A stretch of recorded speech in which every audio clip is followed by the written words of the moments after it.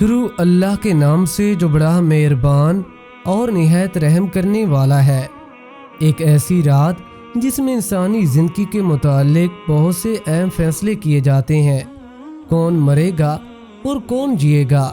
کون دنیا میں ایک نئی زندگی کی شروعات کرے گا اور کون اس دنیا کو چھوڑ کر اسے الوداع کہے گا، کون غریب سے امیر بن جائے گا اور کس کی زندگی کا زوال شروع ہونے والا ہے۔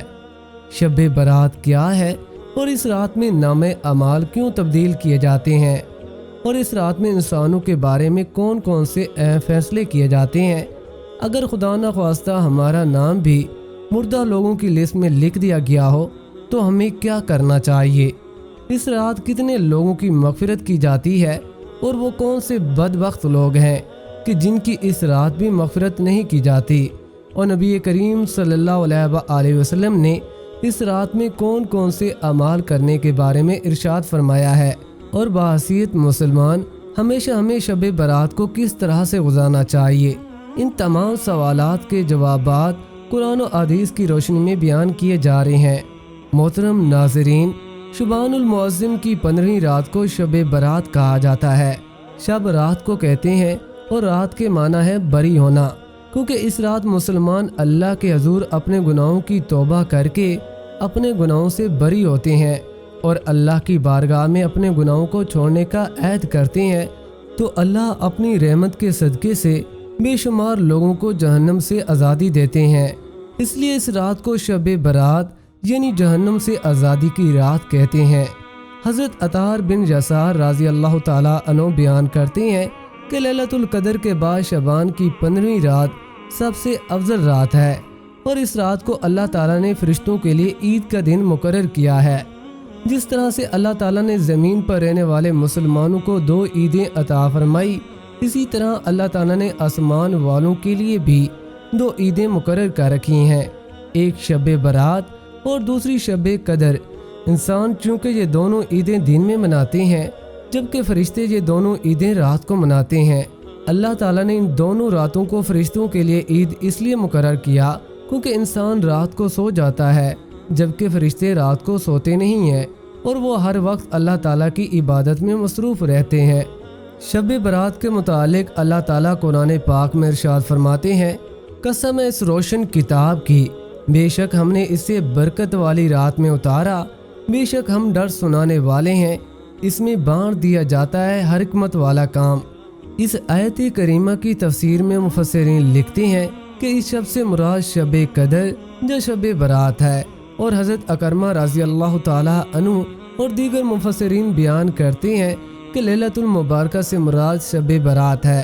ناظرین، اس رات کے اندر ان تمام لوگوں کی فہرست تیار کی جاتی ہے جو اس دنیا کے اندر زندہ رہنے والے ہوں گے، جو اس سال کے اندر مرنے والے ہوں گے، جو حج کرنے والے ہوں گے، ان سب کے نام اس فہرست کے اندر لکھے جاتے ہیں۔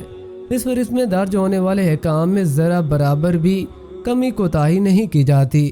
ام المومنین حضرت عائشہ صدیقہ رضی اللہ تعالیٰ عنہا فرماتی ہیں کہ رسول اکرم صلی اللہ علیہ وآلہ وسلم نے ارشاد فرمایا، کیا تم جانتی ہو شعبان کی 15ویں شب میں کیا ہوتا ہے؟ تو حضرت عائشہ صدیقہ رضی اللہ تعالیٰ عنہا نے فرمایا، رسول اللہ صلی اللہ علیہ وآلہ وسلم آپ ہی ارشاد فرما دیجئے۔ تو نبی کریم صلی اللہ علیہ وآلہ وسلم نے فرمایا کہ آئندہ سال میں جتنے بھی پیدا ہونے والے ہوتے ہیں وہ اس رات میں لکھ دیے جاتے ہیں، اور جتنے لوگ آئندہ سال میں مرنے والے ہوتے ہیں وہ بھی اس رات میں لکھ دیے جاتے ہیں۔ اس رات میں لوگوں کے سال بھر کے اعمال اٹھائے جاتے ہیں، اور اس رات میں لوگوں کا رزق مقرر کیا جاتا ہے اور رزق اتارا جاتا ہے۔ حضرت عطار بن یسار رضی اللہ تعالیٰ عنہ فرماتے ہیں کہ شعبان کی 15ویں رات اللہ تعالیٰ ملک الموت کو ایک فہرست دے کر فرماتا ہے کہ جن جن لوگوں کے نام اس فہرست میں لکھے ہیں ان کی روحوں کو آئندہ سال مقررہ وقت پر قبض کر لینا۔ اس رات میں لوگوں کی زندگی اور موت کا فیصلہ ہو چکا ہوتا ہے، جبکہ لوگوں کے حالات یہ ہوتے ہیں کہ وہ اپنی دنیا میں مگن ہوتے ہیں۔ کوئی اپنا بینک بیلنس اکٹھا کرنے میں لگا ہوتا ہے، تو کوئی اپنی کوٹھی بنگلہ بنانے میں لگا ہوتا ہے، تو کوئی اپنی شادی کی تیاریوں میں لگا ہوتا ہے، جبکہ وہ نہیں جانتا کہ اس کا نام مردہ لوگوں کی فہرست میں لکھا جا چکا ہے۔ حضرت عثمان بن محمد رضی اللہ تعالیٰ عنہ سے مروی ہے کہ رسول اللہ صلی اللہ علیہ وآلہ وسلم نے ارشاد فرمایا کہ ایک شبان سے دوسرے شبان تک لوگوں کی زندگی منقطع کرنے کا وقت اس رات میں لکھا جاتا ہے، یہاں تک کہ انسان شادی بیاہ کرتا ہے، اس کے بچے پیدا ہوتے ہیں، حالانکہ اس کا نام مردہ لوگوں کی فہرست میں لکھ دیا جاتا ہے۔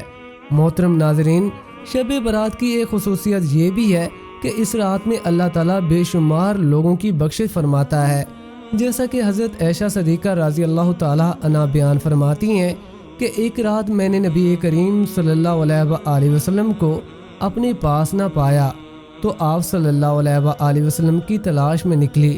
میں نے دیکھا کہ آپ صلی اللہ علیہ وآلہ وسلم جنت البقیع میں تشریف فرما ہے، اور آپ صلی اللہ علیہ وآلہ وسلم نے فرمایا، اے عائشہ، کیا تمہیں کوئی خوف ہے کہ اللہ اور اس کا رسول تمہارے ساتھ ناانصافی فرمائیں گے؟ میں نے عرض کیا، یا رسول اللہ صلی اللہ علیہ وآلہ وسلم، مجھے یہ خیال ہوا کہ شاید آپ کسی دوسری اہلیہ کے پاس تشریف لے گئے ہیں۔ تو رسول پاک صلی اللہ علیہ وآلہ وسلم نے ارشاد فرمایا، بے شک اللہ تعالیٰ شعبان کی 15ویں شب آسمانی دنیا پر اپنی شان کے مطابق جلوہ گر ہوتا ہے،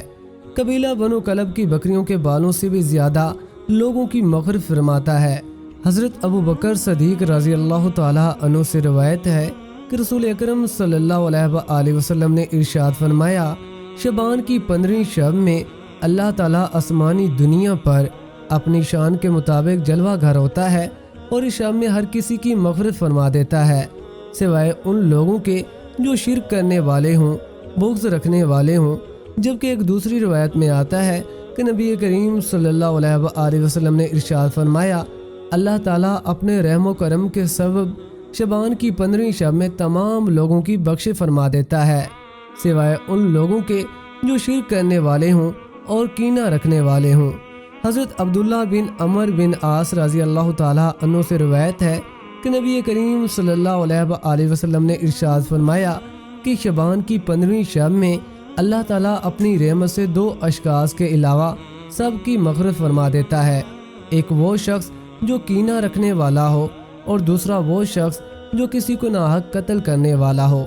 محترم ناظرین، شب برات میں فرشتوں کو خاص امور دیے جاتے ہیں۔ شب برات ایک ایسی رات ہے جس میں اللہ تعالیٰ مسلمانوں کی مغفرت فرما دیتا ہے اور دعاؤں کو قبول کرتا ہے، جیسا کہ حضرت عثمان رضی اللہ تعالیٰ عنہ سے روایت ہے کہ رسول اکرم صلی اللہ علیہ وآلہ وسلم نے ارشاد فرمایا، جب شعبان کی 15ویں شب آتی ہے تو اللہ تعالیٰ کی طرف سے اعلان ہوتا ہے، کوئی مغفرت طلب کرنے والا کہ میں اس کی بخشش کر دوں، کوئی مجھ سے معافی مانگنے والا کہ اسے عطا کروں۔ اس وقت اللہ تعالیٰ سے جو مانگا جائے وہ ملتا ہے اور وہ سب کی دعا قبول فرماتا ہے، سوائے بدکار عورت اور مشرک شخص کے۔ حضرت علی علیہ السلام نے فرمایا، جب شعبان کی 15ویں رات آتی ہے تو رات کو قیام کیا کرو اور دن کو روزہ رکھو، کیونکہ غروب آفتاب کے وقت سے ہی اللہ تعالیٰ کی رحمت آسمانی دنیا پر نمودار ہو جاتی ہے، اور اللہ تعالیٰ ارشاد فرماتا ہے، کوئی بخشش طلب کرنے والا کہ میں اسے بخش دوں، کوئی رزق مانگنے والا کہ اسے رزق عطا کروں، ہے کوئی مصیبت زدہ کہ میں اسے مصیبت سے نجات دوں۔ اور یہ اعلان طلوع فجر تک اللہ تعالیٰ کی جانب سے ہوتا رہتا ہے۔ محترم ناظرین، حضور اکرم صلی اللہ علیہ وآلہ وسلم نے ارشاد فرمایا، شعبان میرا مہینہ ہے اور رمضان اللہ تعالیٰ کا مہینہ ہے۔ رسول اکرم صلی اللہ علیہ وآلہ وسلم رمضان کے علاوہ شعبان میں سب سے زیادہ روزہ رکھا کرتے اور اللہ تعالیٰ کی عبادت میں مشغول ہو جایا کرتے، اور آپ شعبان المعظم کے مہینے میں اللہ تعالیٰ کی بہت ہی زیادہ عبادت کیا کرتے تھے، اور صحابہ کرام کو بھی اس عمل کی تلقین فرمایا کرتے۔ لیکن افسوس، آج کے مسلمان اس رات کو آتش بازی میں صرف کر دیتے ہیں۔ جس رات میں اللہ کی عبادت کی جانی چاہیے اس رات کو آتش اور فضول خرچی میں ضائع کر دیتے ہیں، اور اللہ تعالیٰ کو راضی کرنے کی بجائے الٹا لغو اور فضول گناہوں میں مبتلا ہو کر اللہ تعالیٰ اور رسول صلی اللہ علیہ وآلہ وسلم کی ناراضگی مول لے لیتے ہیں۔ محترم ناظرین، اس رات میں ہمیں اللہ کی خوب عبادت کرنی چاہیے اور توبہ و استغفار کرنا چاہیے، اور اللہ تعالیٰ سے اپنی تمام زندگی میں سرزد ہونے والے چھوٹے بڑے گناہوں سے مغفرت طلب کرنی چاہیے، اور یہ عہد کرنا چاہیے کہ آئندہ ہم اس طرح کے گناہوں کے سرزد ہونے سے اپنے آپ کو محفوظ و مامون رکھیں گے، کیونکہ ہو سکتا ہے کہ ہمارا نام بھی ان لوگوں کی فہرست میں لکھا جا چکا ہو جو اس رات میں مرنے والے ہوں۔